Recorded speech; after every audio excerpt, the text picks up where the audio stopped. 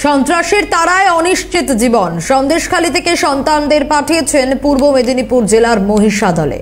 বাবা মা ভালো আছেন তো? ঘুম উড়েছে খুদে মুখের। আবারও প্রশ্নের মুখে আইন শৃঙ্খলার বেষ্টনী।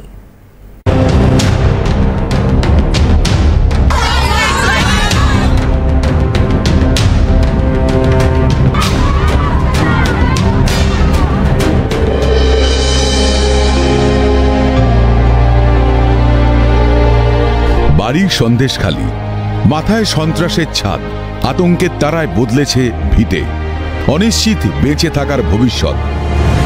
সন্তানদের সুরক্ষা দিতে সন্দেশখালী থেকে সন্তানদের পাঠানো হয়েছে পূর্ব মেদিনীপুর জেলার মহিষাদলে। নাটশাল রামকৃষ্ণ মিশন আশ্রমই আপাতত ঠাঁই সন্দেশখালী ছাড়া ছোট্ট ছোট্ট মুখগুলোর। আর পড়াশোনা স্থানীয় নাটশাল হাই স্কুলে।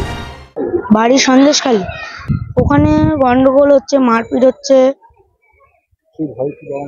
ভয় তো পাচ্ছে, আর আমারও ভয় লাগে মা বাবার জন্য। বাড়ির লোকজন কি বলবে, বলার কেউ বলতে পারতো না, ভয়। কেন? ওই হুমকি দিত, ওই পার্টির সবে।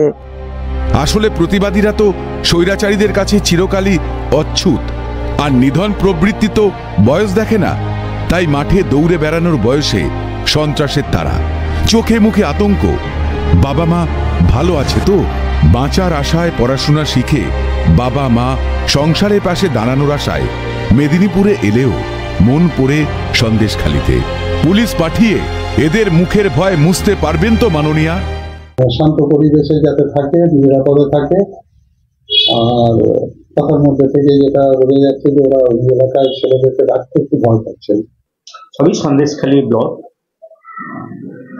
Different school. আমাদের এখানে রামকৃষ্ণ মিশন আছে, ওখানে ওদেরকে আবাসিক হিসাবে নেওয়া হয়েছে থাকার জন্যে। যে রাজ্যে অবাধ বিচরণ করে ক্ষমতাধারীরা, সেখানে খুদের ভবিষ্যৎ অনিশ্চিত। শৈশব ছুটছে বাঁচার আশায়। জীবনের নিশ্চয়তাটুকু নেই সন্দেশখালীতে। কোন আইন শৃঙ্খলার বড়াই করে শাসক প্রশাসক?